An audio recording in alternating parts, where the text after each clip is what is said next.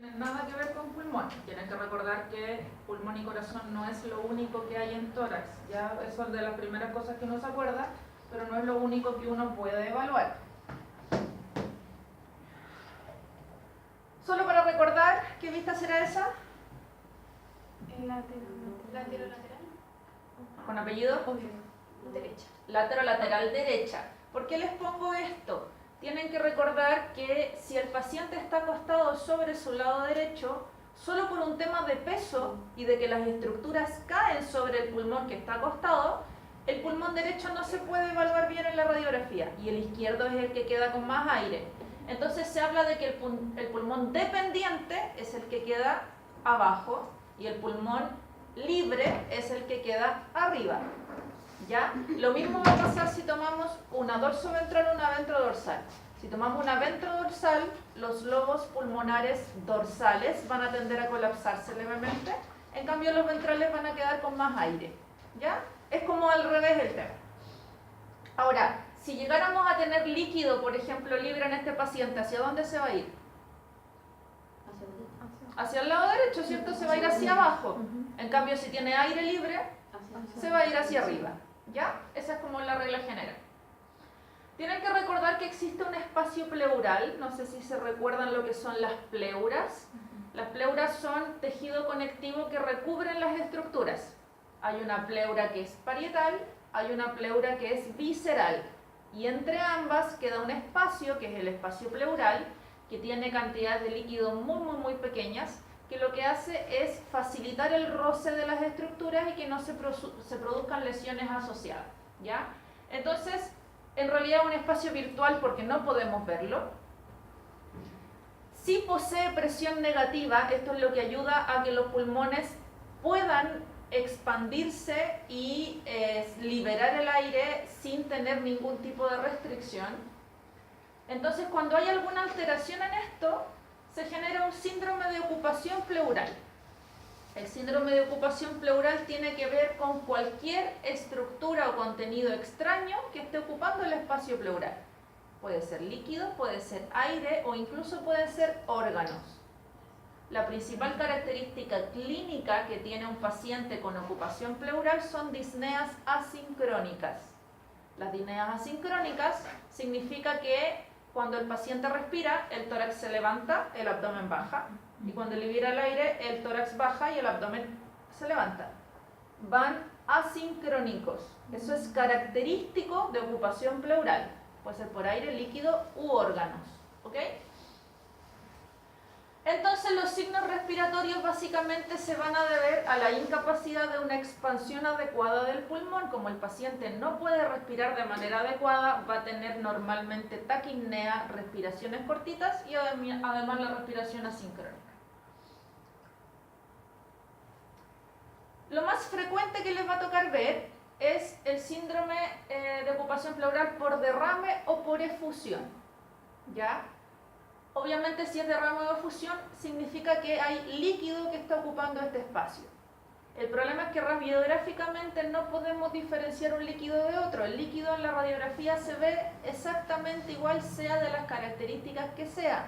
Entonces pudiéramos tener un transudado, pudiéramos tener un exsudado, pudiéramos tener incluso un kilotórax y con la radiografía no lo vamos a poder diferenciar. Solo vamos a ver líquidos. Entonces, radiográficamente solo podemos decir hay efusión o derrame. No podemos decir nada más que eso. ¿Ya? Lógicamente, los signos radiográficos van a depender del volumen de la efusión. Si tenemos poquito líquido, nos va a costar visualizarlo.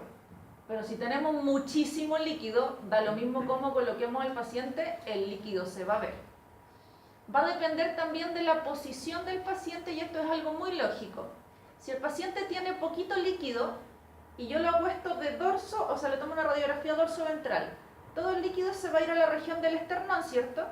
Los campos pulmonares son más anchos, entonces yo sí voy a ver aire por fuera y el líquido me va a costar verlo, porque va a estar enmascarado con otras estructuras. En cambio, si tengo poquito líquido y al paciente lo acuesto de espalda, el líquido se me va a ir a la región dorsal, se va a expandir más, va a ocupar un poco más de espacio, sí los voy a poder ver. ¿Se fijan? Entonces va a depender de la posición del paciente si yo veo o no cantidades pequeñas de líquido. La distribución de la efusión también, eso significa que algunas veces pueden tener líquido solo en el lado derecho, solo en el lado izquierdo, ya eso va a depender. Y es principalmente porque aquí los autores todavía no se ponen de acuerdo. Hay algunos autores que dicen que las pleuras tienen microfenestraciones y por eso pueden pasar líquido de un lado al otro, de un hemitórax al otro. Hay otros que dicen que no tienen fenestraciones, pero que son tan delgaditas que con un cambio de presión, por pequeño que sea, se pueden romper y formar pequeños pasos para que el líquido pase de un lado a otro. ¿Ya? El tema es que normalmente tiende a pasar que si tenemos líquido en un lado, vamos a tener en el otro igual. ¿Ya? Y obviamente puede estar libre en todo el tórax o más focalizado en algunas zonas, lo vamos a ir viendo con las placas y con los ejemplos. Para esto necesitamos recordar la anatomía del pulmón, ya lo vimos un poquito en la clase anterior, pero por ejemplo, si recordamos, el pulmón izquierdo tiene solo dos grandes lobos, ¿cierto? Entonces obviamente vamos a tener una fisura que va a estar separando el lobo craneal del lobo caudal. Eso es lógico, tenemos una fisura dorsal y una ventral. Pero además, el lobo craneal del pulmón, o sea, el pulmón craneal, tiene una fisura que está separando la porción craneal de la porción craneal del lobo craneal. Entonces, además vamos a tener otra fisura. Esto va a depender de los autores que pregunten. Algunos les dicen fisuras, otros les dicen incisuras. Significan lo mismo, ¿ya? Se pueden ver cuando hay líquido porque la pleura que cubre los órganos sigue todos los recovecos de los órganos. Entonces también se mete dentro de las fisuras, por lo tanto, si hay líquido libre, va a marcar estos caminos también, ¿ya? En el lado derecho se ve más o menos similar, pero tienen que recordar que el lobo medio es un lobo independiente, entonces también va a tener sus propias fisuras que lo están separando del otro. El accesorio aquí no juega, porque como el accesorio está escondido en esta parte, por donde lo miremos, las fisuras no se van a notar, ¿ya? También va a depender de las vistas si ustedes toman una dorsoventral o una ventrodorsal. En la ventrodorsal solo van a ver las fisuras que están dorsales. Entonces van a tener una por lado, una por pulmón. En cambio, si tomamos una dorsoventral, vamos a poder ver las fisuras que están ventrales. Entonces vamos a ver las fisuras que separan el lobo craneal del medio y del caudal. Y además la que separa la porción craneal y caudal del lobo craneal y que además lo está separando del lobo caudal. ¿Ya?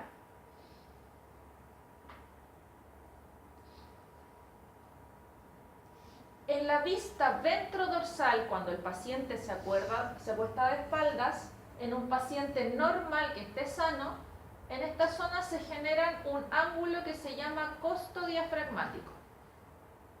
Y es muy lógico, está entre la costilla y el diafragma, ¿ya? Y se llama ángulo porque tiene forma aguzada. Si el paciente tiene líquido, se puede acumular en esa zona, entonces ese ángulo ya no tiene forma tan aguzada y se empieza a redondear, ¿ya? Entonces eso también les va a dar un signo de que tienen líquido libre en el tórax. Profe, ¿en qué posición era? En la ventrodorsal.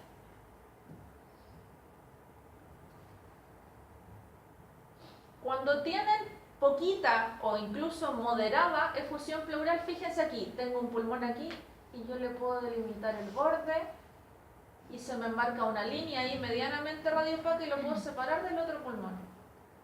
Esa línea que está ahí, yo la puedo ver solo porque tiene líquido y eso está marcando una fisura interlobar. Así se ve cuando tiene líquido. Un paciente normal no debiéramos verlo, ya solo se ve el campo pulmonar muy radiolúcido. Entonces cuando vean esas líneas que te está marcando la separación de un lobo y otro, al tiro piensen que el paciente tiene líquido, ¿ya? Ahí está marcadita para el que no la vea.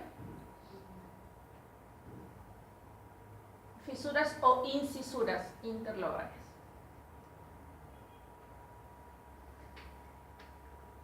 En esa zona es donde se forman los ángulos costodiafragmáticos, ¿sí?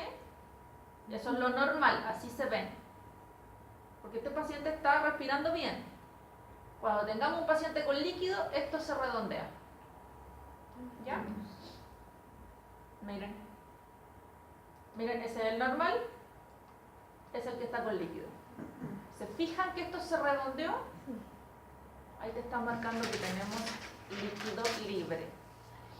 Lamentablemente se ve mejor en la vista ventrodorsal. Si ustedes me preguntan, y yo estoy sospechando de un paciente con líquido, yo no le tomaría la vista ventrodorsal para tórax. ¿Qué pasa si tiene mucho y el paciente se me descompensa y se me muere tomándole la radiografía? Primero tomémosle la lateral si es que nos deja, o le podemos tomar la dorsoventral. Cuando los pacientes llegan respirando mal, aquí tenemos que olvidarnos un poco de ser tan estrictos con el posicionamiento. Lo podemos dejar en dorsoventral como cayó. Normalmente cuando están respirando mal se acuestan como esfinge, tratan de estirar los brazos para poder respirar mejor. Ahí le toman la radiografía. Si se ve el líquido libre, ¿para qué le vamos a tomar las otras? Lo mandan a primero a que lo funcionen, que le saquen el líquido y después le toman las otras placas. No lo acostemos de espalda.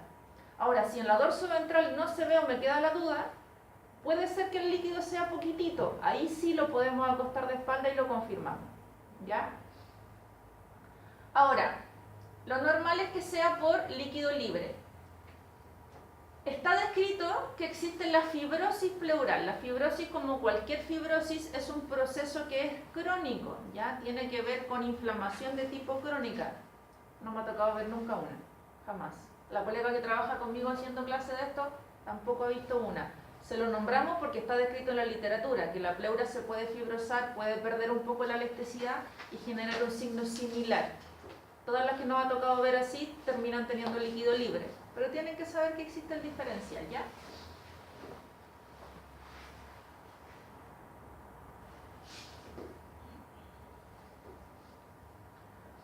En la vista lateral, lo usual es que el líquido se vaya hacia la región external. En esa zona se acumula, ¿ya? Entonces, si ustedes tienen poquitas cantidades de líquido, lo que van a hacer es que se van a marcar las incisuras interlobares. Van a ver las líneas medianamente radiopacas. Pero obviamente si el líquido es mucho, me empieza a enmascarar estructuras. ¿Ya? Yo aquí esperaría poder ver el corazón. Pucha, corazón lo estoy viendo solo en la línea caudal. No alcanzo a ver qué apoyo tiene con el esternón, no le puedo ver el margen craneal. Chuta, hay algo que me lo está tapando. Entonces cuando tengo enmascaramiento de estructuras, pensemos al tiro el líquido libre. ¿Ya? Te hace signo silueta positivo con el corazón y si es mucho incluso con el mediastino. Ya, si ustedes quieren describir esto tienen que ver que se ve como una radiopacidad de tejido blando o medianamente radiopaco que está en la región ventral del tórax. Es lógico pensar que estos campos pulmonares no están haciendo mucha pega. Por eso los campos pulmonares dorsales y caudales se ven más radiolúcidos, porque están trabajando más. ¿Ya? En el fondo estos pacientes pueden llegar a ser enfisema pulmonar compensatorio, porque hay otro pulmón que no está funcionando. Necesitamos que los otros pulmones hagan más pega. ¿Ya?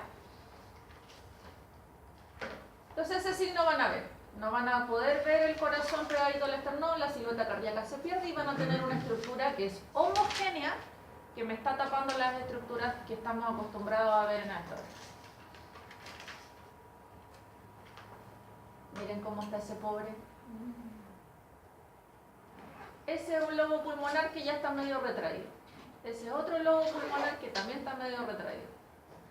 Miren acá atrás, está separado hasta de la región lumbar. Este signo es como el signo de hoja. Te hace una forma de una hoja de árbol.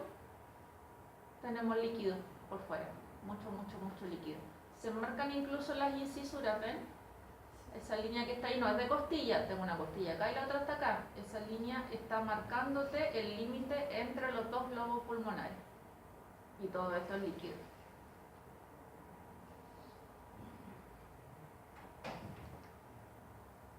Esto es lo que yo les decía de, tienen que tener ojo cuando, se les saca el tiro la imagen, cuando vayan a tomar la ventrodorsal o la dorsoventral.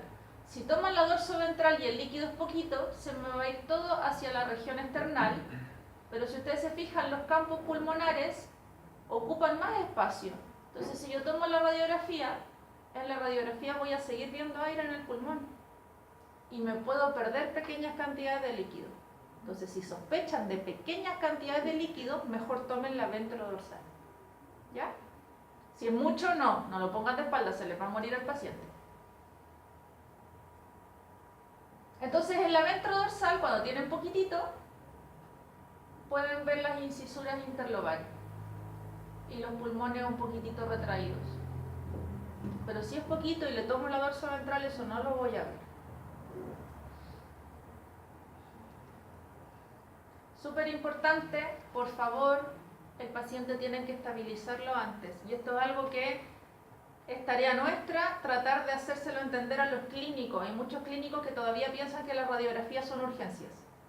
Las radiografías no son urgencias. Una eco te puede ayudar, una TFAST, una AFAST, sí, eso te puede ayudar para más o menos guiar hacia dónde está el problema. La radiografía no es urgencia. El paciente primero se estabiliza y después se pasa a rayos. No es posible que un paciente llegue azul y que el clínico te diga, quiero tomarle radiografía para ver por qué no está respirando.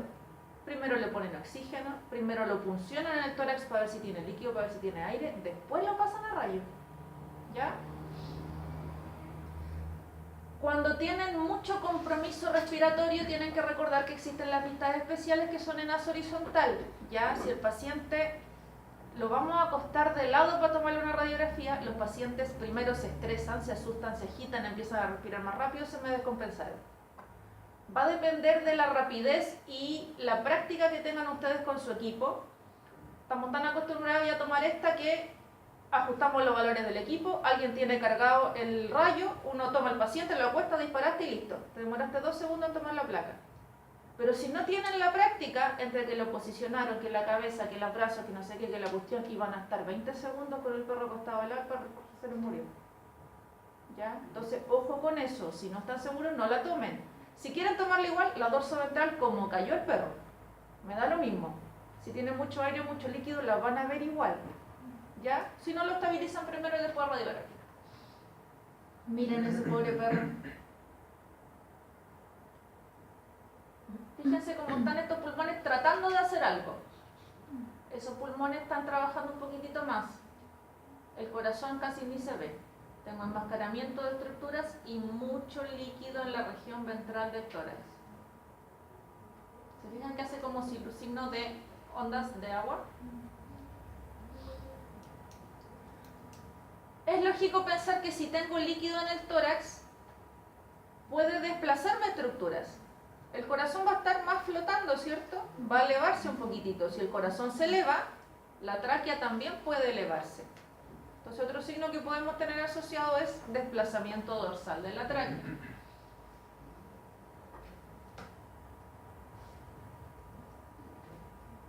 Yo a ese paciente no lo habría acostado de lado.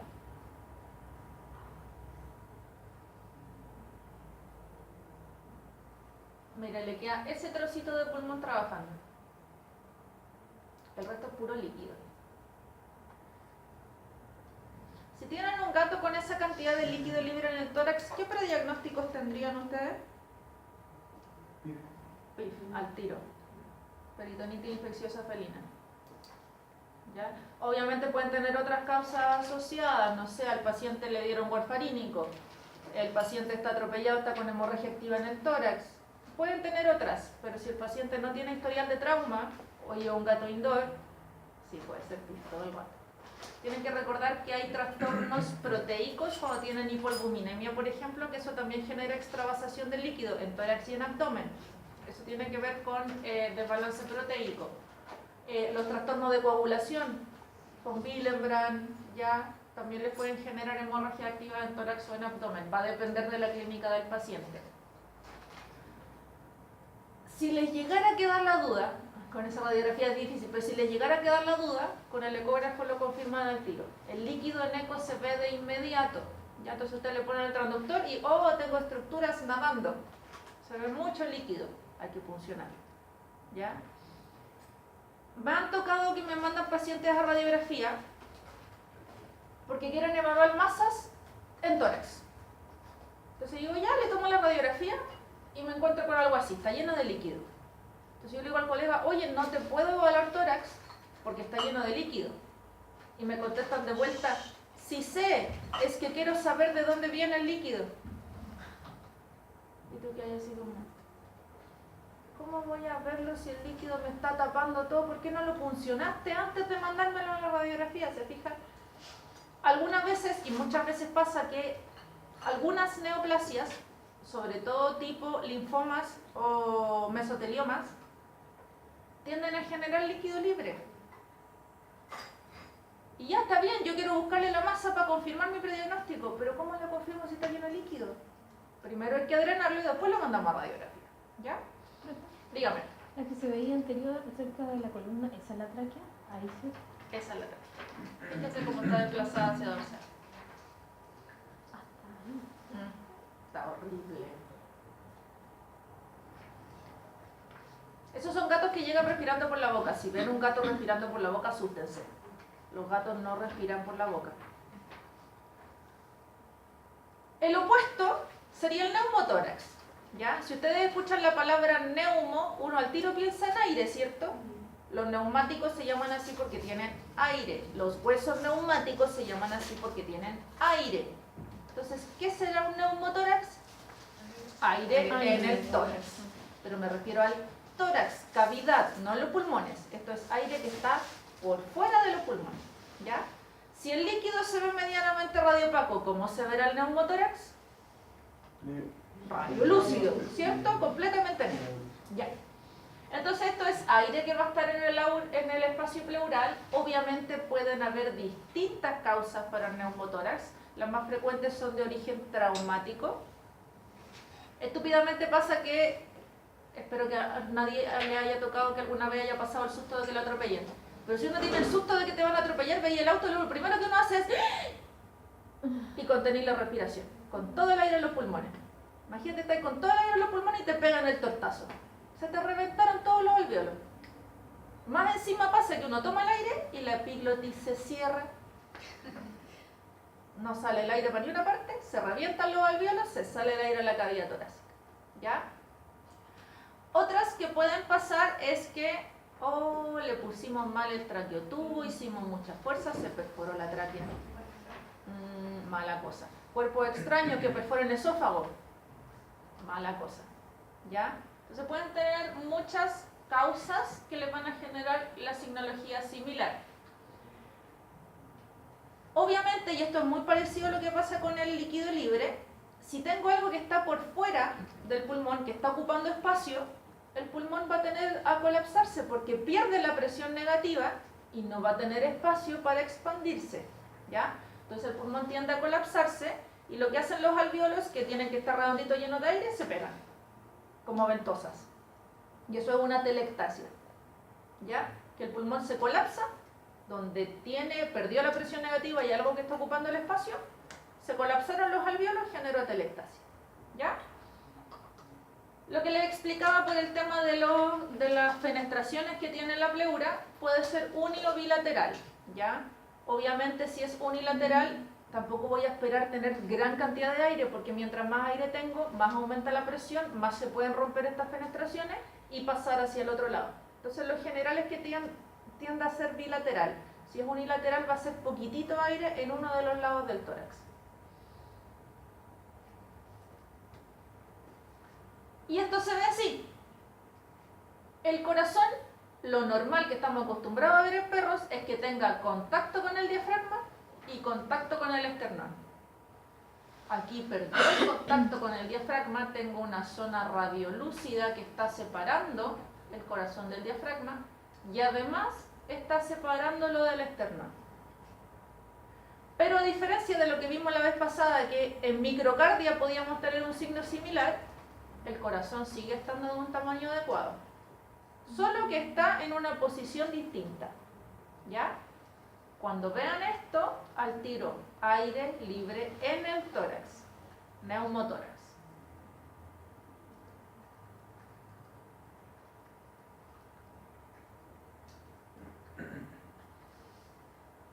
Fíjense ahí arriba, se ve la línea de un pulmón ahí y el diafragma acá atrás. Tengo una línea que es radiolúcida que está separando el borde del pulmón con el borde del diafragma. Lo mismo acá. Bueno, y el corazón obviamente. ¿Ya? Cuando tengan pequeñas cantidades, lo primero que van a ver va a ser una pequeña línea radiolúcida que está separando el corazón del diafragma. Incluso se pudiera pasar por alto, acuérdense que de repente se generan contrastes medio extraños entre la posición del corazón y el diafragma, que pudiera quedarles la duda. Ahí tienen que tomar las pistas complementarias, ¿ya? Miren ese pobre. Y esto es lo mismo que con el líquido. Al paciente le cuesta respirar, entonces idealmente no acostarlo de lado y por favor no acostarlo de espalda.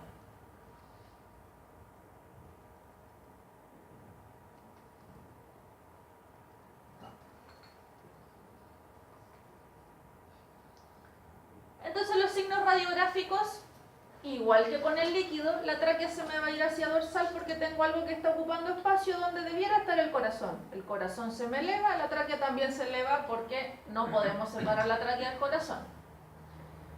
Como tenemos más aire fuera de los pulmones van a tener menos espacio para expandirse, entonces va a aumentar la pausidad de los campos pulmonares, porque ese pulmón va a tener menos aire.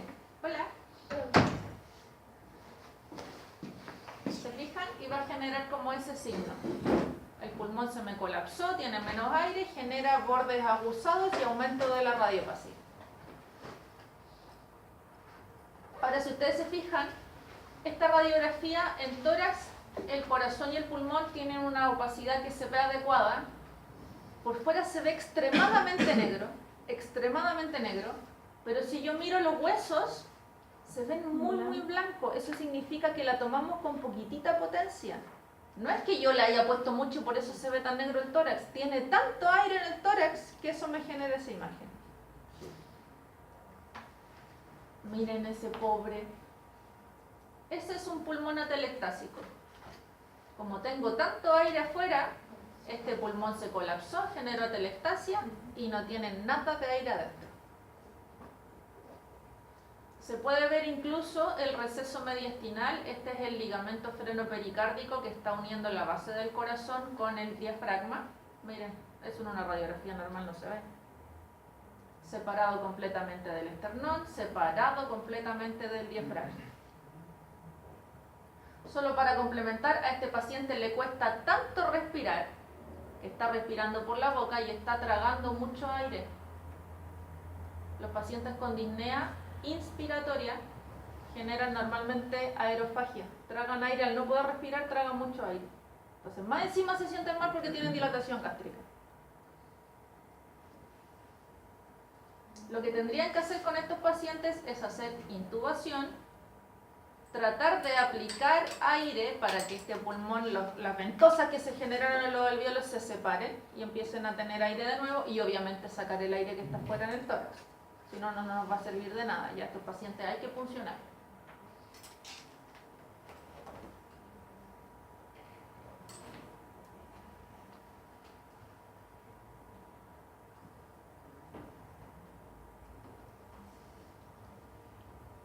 Entonces, en la otra vista, la signología es muy similar. No sé si se tienen en la mente la imagen de las muestras anatómicas de pulmón, y miren esta placa. ¿Se ven los lobos pulmonares? Esos pulmones están completamente colapsados. Yo no sé cómo está vivo este paciente. Y por fuera puro aire. ¿Ya? Entonces también van a tener separación entre el pulmón y la pared costal.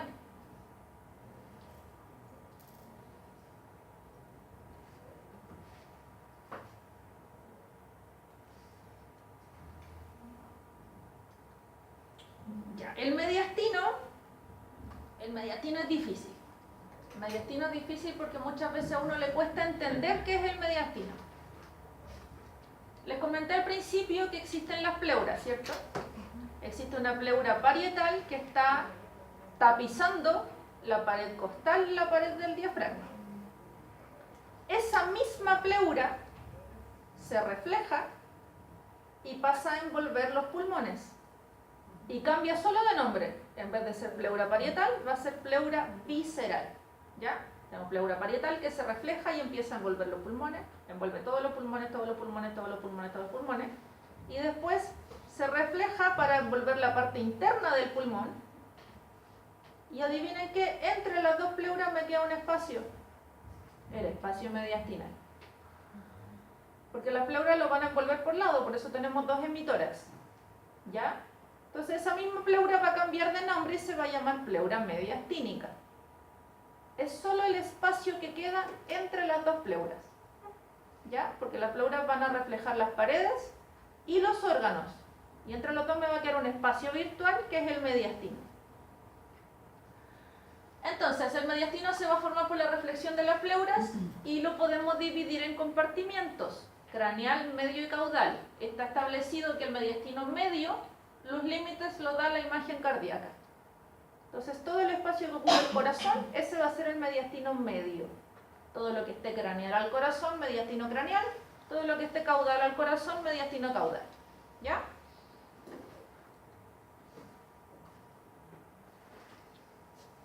En el mediastino craneal vamos a tener la tráquea y el paquete vascular anterior.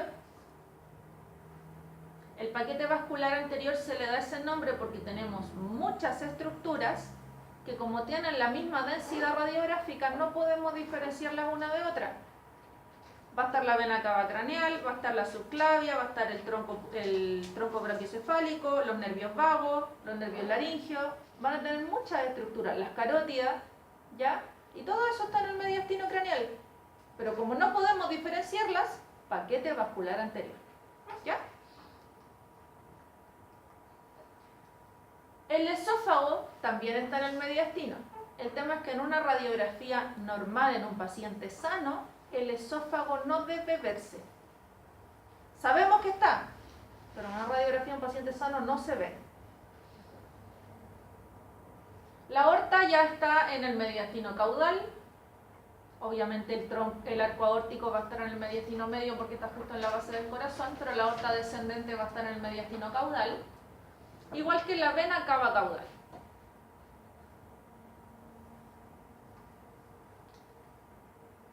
Las estructuras que sí son visibles, corazón, tráquea, aorta, la vena cava caudal y el timo.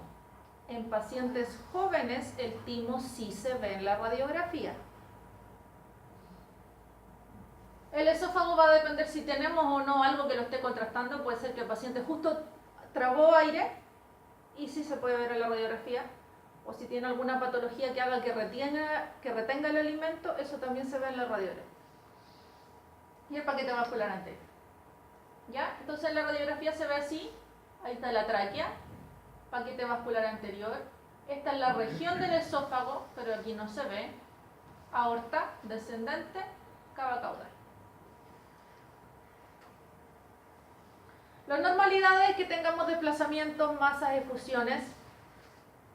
Vienen en unas plaquitas más adelante, pero en el mediastino existen también linfonodos. Si tengo procesos metastásicos, los linfonodos tienden a reactivarse y va a generar desplazamiento de algunas estructuras. Si el paciente tiene cáncer linfático, linfoma, va a tener desplazamiento también de estructuras mediastinales. Pueden producirse derrames mediastinales también. El problema es que como el líquido tiene la misma radiopacidad que el resto de las estructuras que están ahí, los derrames mediastinales cuesta verlos.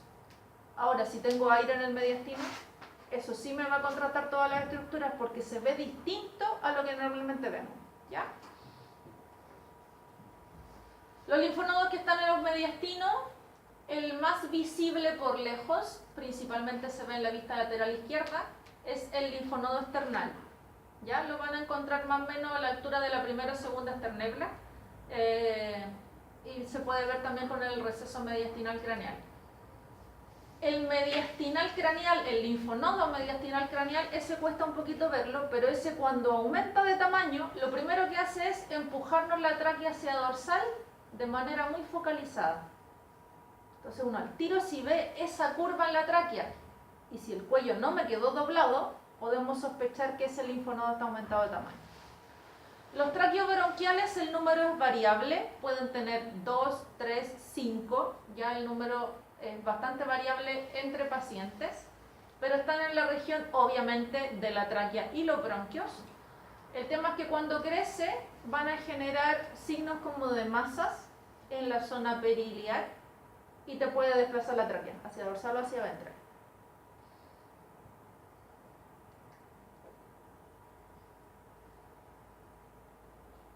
En la vista dorsoventral, superpuesto a la columna y al esternón y a la imagen de la tráquea, va a estar el receso mediastinal craneal. Se ve como una banda medianamente radiopaca, la tráquea superpuesta, y en esa zona ustedes pudieron llegar a ver el timo en los pacientes que son más jóvenes. En literatura se dice que tiene forma como de vela de bote. ¿Vela de qué? Bote. Les voy a mostrar una radiografía donde se ve más bonita. El receso mediastinal caudal, ahí donde está la vena cava, y aquí tenemos una pequeña proyección que es donde está el ligamento frenopericárdico.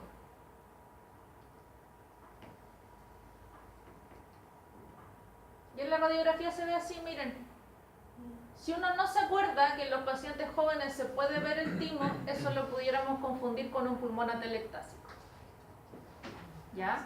El timo, tienen que recordar que es un órgano que va creciendo, alcanza su pic de crecimiento más o menos a los 6 meses, que coincide con el inicio del cambio de la dentadura decidua en los pacientes. Ya cuando el paciente empieza a cambiar los dientes, el timo alcanza su pic y ahí empieza a disminuir levemente su tamaño. Entonces, en los pacientes de 6 a 8 meses todavía puede verse, ¿ya? Ahora, el tema es que de ahí empieza a involucionar, pero no desaparece por completo. Tienen que recordar que involuciona, pero no desaparece. Por eso, no es raro los reportes que han hecho de gatos de 8 años que tienen cáncer de timo, ¿ya? Porque las células del timo siguen ahí y pueden hacerse neoplásicas, ¿ya? Entonces tienen que recordar eso. ¿Ya? Miren aquí, ahí se ve un cachito, ese es el timo, siempre hacia la izquierda del paciente, y en esta zona genera un aumento de radiopatía justo craneal al corazón. Obviamente ahí vamos a tener muchos diferenciales. Chuta, el paciente estará con tos, se habrá caído a una piscina, habrá aspirado agua, o resulta que está súper sano y es paciente joven, puede ser el timo. ¿Ya? Justo craneal al corazón, lo confirmamos con la otra vista.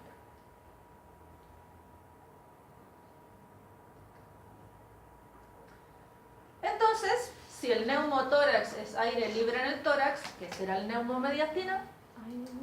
Aire libre en el mediastino. Lo que nos va a generar esta imagen es que como tenemos aire en el mediastino, la tráquea ya no va a ser la reina y señora del mediastino. La tráquea, que era el único tubo radiolúcido que veíamos en el mediastino, ya no se va a ver tan bonita. Nos va a costar incluso un poco diferenciarla, porque vamos a tener aire por fuera de ella, ¿ya? Lógicamente, como vamos a tener aire en esa zona, vamos a poder diferenciar las estructuras que están en el paquete vascular anterior. ¿Ya? Si tengo aire que está por fuera, yo voy a poder ver las cintas de los vasos sanguíneos que están en esa zona. El problema de esto y la gran complicación es que un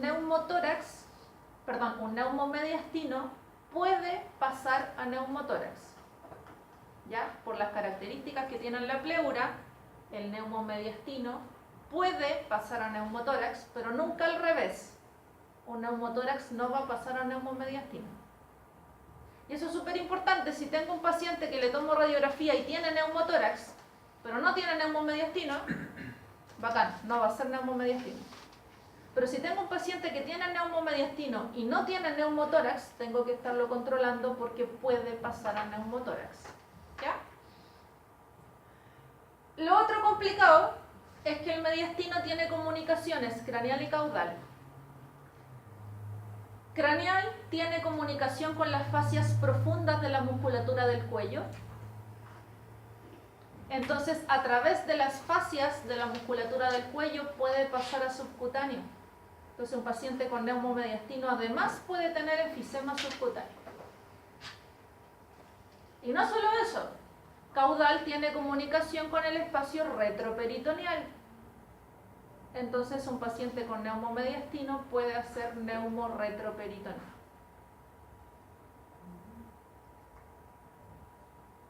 Esa es una radiografía normal, ese es un mediastino normal. Entonces, si ustedes se fijan, la tráquea se ve preciosa, está solita, y el paquete vascular solo una banda gruesa medianamente radioopaca.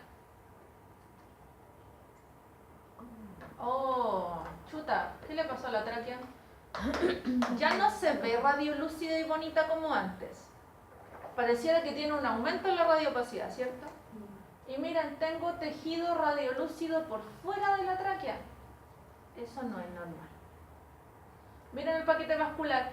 Tengo un vaso sanguíneo grandote ahí, parece que tengo otro chiquitito allá arriba. Tengo aire en esa zona. Ese es un neumomediático.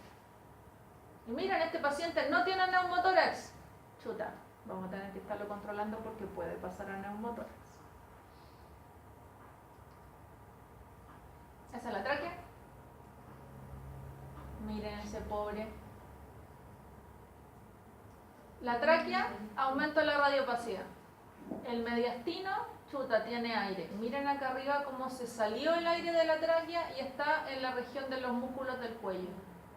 Miren cómo tengo aire ahí entre los músculos de la región ventral del tórax y del brazo. Miren ahí arriba. Esos son pacientes que tú lo tocas y sientes burbujitas cuando les haces cariño. Es súper raro. Este sí tiene neumotórax.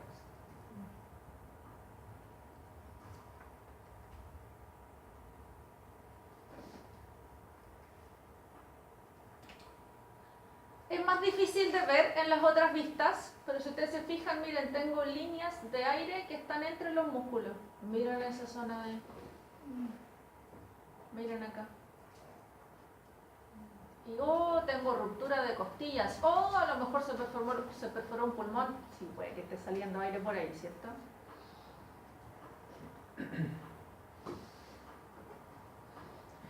Ese es un caso que yo vi en Talca, yo lo vi y quedé... ¡Wow! ¡Wow! Ya, miren el tórax, miren el corazón. No se está tocando con el esternón, no se está tocando con el diafragma. ¿Sí? Miren los pulmones. Tengo un pulmón que llega ahí, tengo un pulmón que llega acá. ¿Tenemos aire libre en el tórax? Claramente. Miren el mediastino. La tráquea está ahí. Miren, veo la cava craneal. Veo algunos vasitos por ahí. Chuta, parece que tenemos aire en el mediastino, ¿cierto? Vámonos a la región del cuello. Chuta, tiene aire en todos los músculos del cuello. Vámonos a la región subcutánea. Miren esos brazos. Miren cómo tiene aire ahí en los músculos ventrales. Miren acá arriba. Eso no es efecto de la radiografía. Esa es la piel, ese es subcutáneo. Todo eso es aire en subcutáneo. Miren ahí. En la otra vista, miren. Este tiene todo. Enfisema subcutáneo, enfisema en los músculos ventrales, los músculos profundos del cuello, neumomediastino, neumotórax. Profe, el enfisema subcutáneo, ¿cómo se produce? ¿Por qué? Porque el mediastino tiene comunicación con los músculos tienen comunicación con el subcutáneo y así se sale el aire. ¿Es doloroso? Sí. Tienes que pensar que se te separa la piel del subcutáneo. Cuando ya está el aire ya nada, todo el paciente lo toca y no hace ni pío, pero sí, cuando se le produjo le tiene que haber dolido. ¿Qué se hace con él? Vendajes compresivos. El problema es que cuando tienen neumomediastino, lo ideal es que si hacen vendajes compresivos, va a dejar de salirse el aire del mediastino subcutáneo y va a empezar a acumularse el mediastino. Tienen que ponerle oxígeno y que el aire se empiece a reabsorber. El aire se reabsorbe, no se demora tanto, termina reabsorbiéndose, pero son de difícil manejo. Lo que lo puede complicar más que el neumomediastino es el neumotórax. El aire en tórax sí tienen que sacarlo, si no el paciente no va a respirar.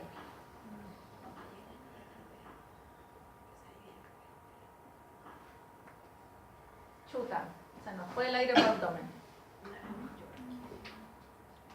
Y esto es importante, se está en el espacio retroperitoneal, no está dentro de la cavidad abdominal, no está dentro del espacio peritoneal, está por detrás del espacio peritoneal, en la región retroperitoneal. Por eso los riñones se separaron de la posición normal en la que debieran encontrarse. Son raros. Ya de todas las radiografías que yo he hecho de neumo no me ha tocado ver ninguno que tenga neumo retroperitoneo. Pero tienen que saber qué pasa. Entonces si tienen un paciente con neumomediastino, revísenle igual el abdomen, ¿ya? ¿Y ese paciente tiene neumotórax o no? Sí. Sí, tiene neumotórax. Ya, el diafragma, ustedes se van a dar cuenta que en la práctica clínica son motivos importantes de consulta, sobre todo en pacientes que han tenido atropellos. Las alteraciones básicamente se van a deber a cambios en la posición del diafragma y pérdidas del contorno del diafragma. Eso significa que el diafragma se rompe. La hernia diafragmática traumática es la más común. Lo que ocurre, y esto es muy sencillo, tienen que recordar que la cavidad torácica tiene presión negativa. Entonces, si el diafragma se rompe, por chiquitito que sea, esa presión negativa cada vez que el paciente respira empieza a hacer succión. Succión, succión, y empiezan a pasar vísceras, empiezan a pasar vísceras, empiezan a pasar vísceras. Y si la abertura es más grande, o pasa al estómago, o pasa a un lobo hepático, ¿ya? Solo por la presión negativa empiezan a pasar estructuras hacia la cavidad torácica. Lógicamente son traumatismos de alto impacto, tiene que ser un golpe bien fuerte para que se rompa los músculos del diafragma. El diagnóstico se realiza principalmente primero con una radiografía simple. Lo normal es que en la radiografía simple sea suficiente para que ustedes vean la hernia diafragmática, pero si les queda la duda, que algunas veces pueden pasar, le pueden dar contraste. ¿Ya? Le dan sulfato de bario vía oral para que contraste el sistema digestivo. Entonces, si las vísceras pasaron a tórax, ustedes lo van a ver contrastado. ¿Ya? Lo normal es que lleguen así. Ya a uno no le queda ninguna duda de que el diafragma está roto. ¿Ya? Entonces, lo que ustedes tienen que evaluar es el contorno del diafragma. Sabemos que el diafragma más o menos empieza en esta zona y hace una curva y se inserta acá. Entonces yo puedo ver la línea del diafragma completa. Chuta, ¿qué pasó aquí? La veo aquí. Aquí como que se me pierde, se me va para adelante. Está extraña esa vista, ¿cierto? Lo otro es que yo en tórax debiera ser capaz de ver estructuras normales. Chuta, el corazón, yo sé que está ahí, pero como que me cuesta un poco verlo. El campo pulmonar está un poco más radiopaco. Miren estas estructuras que tengo aquí. ¿Se fijan que se ven como tubulares? Y esa que está ahí incluso tiene un lumen que es radiolúcido. Chuta, estructura tubular con lumen radiolúcido. Me pasó un intestino a tórax. Y eso que está ahí, lo más probable es que sea el hígado. Chuta, se me pasó el hígado a tórax. Ese que está ahí, lo vamos a ver cuando tengamos la clase de abdomen, pero es la imagen gástrica. ¿Ya? El estómago tiene una posición normal en el abdomen y es que tiene un eje que es así. Chuta, este eje está así.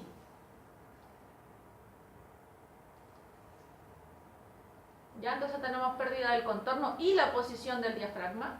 Eso debiera estar en normalidad ahí, la perdimos completa. Desplazamiento craneal del corazón, acuérdense el efecto bulldozer, cuando un órgano empuja a otro, hace el efecto bulldozer. El eje gástrico se perdió completo. El hígado me pasó a tórax. El problema es cuando llegan pacientes así, que tengo el antecedente de un trauma y que me dicen, ¿sabéis que está con disnea sincrónica? Chuta, yo me acuerdo del tiro, disnea sincrónica tiene ocupación pleural. Vamos a descartar. ¿Tiene líquido? No tiene líquido. ¿Tiene aire? No, tampoco tiene aire. Chuta, ¿qué me queda? Que tenga algún órgano. Pero miren, el contorno del diafragma parece que se puede ver entero. El hígado sigue estando en su posición normal y el estómago parece que tiene una posición que es adecuada. ¿Sabéis que me queda la duda? Démosle contraste. Oh. Sí, habían pasado los intestinos antes. ¿Se fijan? Entonces, no en todas las radiografías les va a quedar claro que hay hernias.